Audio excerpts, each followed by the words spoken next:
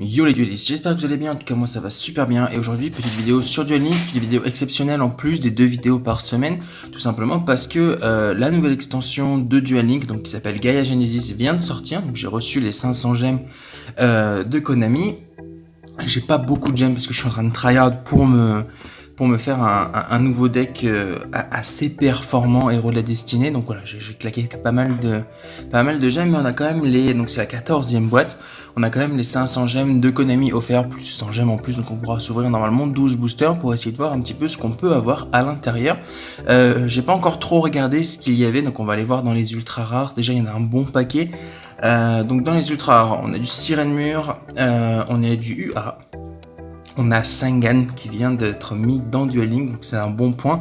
Ça va pouvoir vraiment tuto pas mal de decks pour faire gagner du temps, pour aller chercher un monstre bien précis dans le deck, etc. Ça peut être très fort dans un deck Mercé Fourrure par exemple. On a Grenouille Démon, monstre que je ne me souviens pas forcément. On a Gaïa, héros élémentaire. Donc c'est une carte qui peut cibler l'attaque d'un monstre adverse jusqu'à la fin du tour. L'adversaire perd la moitié de son attaque et Gaïa gagne le montant. Admettons qu'il attaque un monstre à 3000, mais le monstre à 3000 passe à 1500 et Gaïa passe à 3007. Donc ça c'est assez intéressant également. Et on a d'autres monstres. On a Cyclone Galactique. Deux cartes magie, pardon, on a Cyclone Galactique.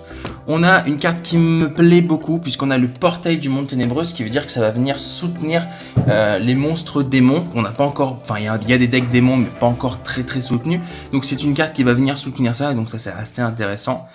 Et on a Tempête d'électricité Gémeaux pour les monstres Gémeaux et on a Force Miroir de la Noyade. Ça c'est vraiment cool. Ça va être le staple qu'il va falloir avoir une fois 2 ou fois 3 dans son deck parce qu'en fait quand votre adversaire déclare une attaque, ben, vous prenez tous ces monstres en mode attaque et vous les foutez dans son deck en mode mélangé quoi. Tout simplement vous remettez ces monstres dans son deck.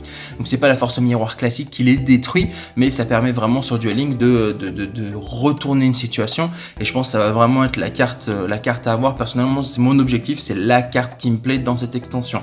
Après dans les super rares, on a quand même un bon petit paquet de cartes intéressantes.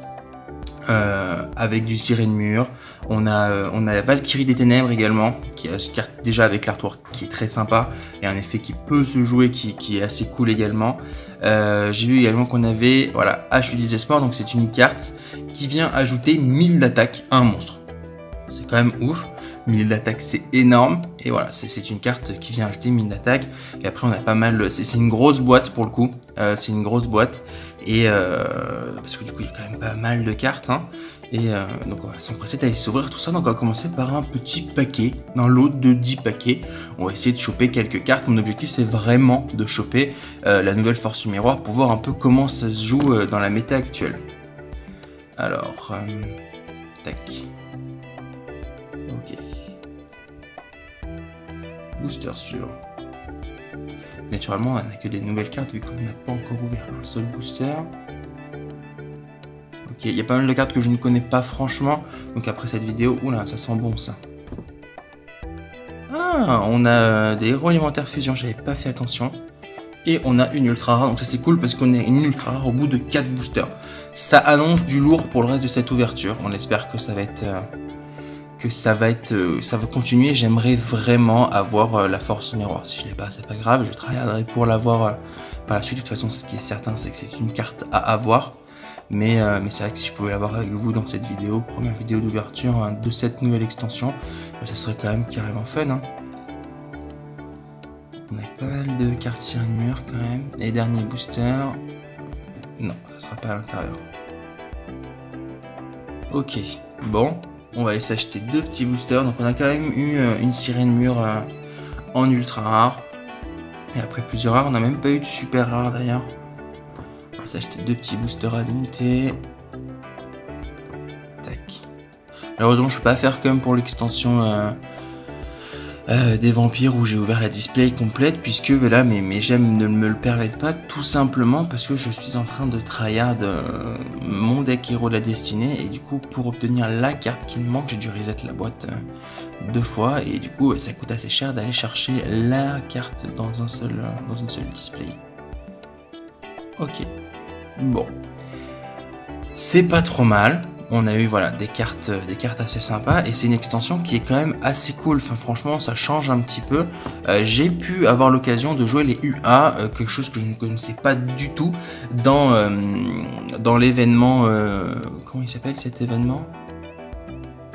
Monster World, j'ai pu les jouer dans les decks qui sont proposés puisqu'on n'a pas le choix des decks et c'est assez sympa à jouer. On monte très vite avec des monstres à 3000, 4000 d'attaque sur le terrain, même tour 1 c'est tout à fait possible, donc c'est carrément cool. Et voilà, bon, l'objectif de cette vidéo c'était un petit peu de voir ensemble ce qu'il y avait. Moi ce qui me hype vraiment c'est vraiment cette Force Miroir de la Noyade parce que ça va vraiment devenir une carte. Pour moi, ça va devenir une carte emblématique et obligatoire dans tous les decks compétitifs. Hein. C'est possible même que ça réussisse à remplacer le mur d'interruption. À voir comment ça se joue. Mais c'est vrai que là, pour le coup, ça clean vraiment un board assez facilement. Et puis après, on a des cartes sympas comme le stade UA, c'est la carte support, la carte terrain des UA. On a la hache du désespoir qui rajoute quand même 1000 d'attaque à un monstre, donc ça c'est énorme. Et puis on a tout un tas de cartes assez intéressantes qui vont venir tout simplement, ça c'est pour les héros élémentaires, on a voilà, des cartes qui vont venir compléter des decks qu'on a déjà, donc ça c'est assez intéressant. Voilà, je vais pas faire durer cette vidéo plus longtemps, l'idée c'était vraiment juste de regarder Gaia Genesis un peu dans son détail et d'ouvrir des paquets ensemble. J'espère que cette vidéo vous a plu. Si vous avez ouvert des boosters ou si vous avez des choses à me dire vis-à-vis de cette extension, n'hésitez pas à me le dire dans les commentaires, dites-moi ce que vous avez eu, ce que vous en pensez. Si cette vidéo vous a plu, évidemment je vous invite à lâcher un petit pouce bleu, ça fait toujours plaisir. Si c'est la première fois que vous passez sur la chaîne, vous pouvez vous abonner, c'est gratuit et ça fait plaisir. Sur ce, prenez soin de vous, faites de nombreux duels et collections de cartes et surtout à bientôt. Allez, ciao!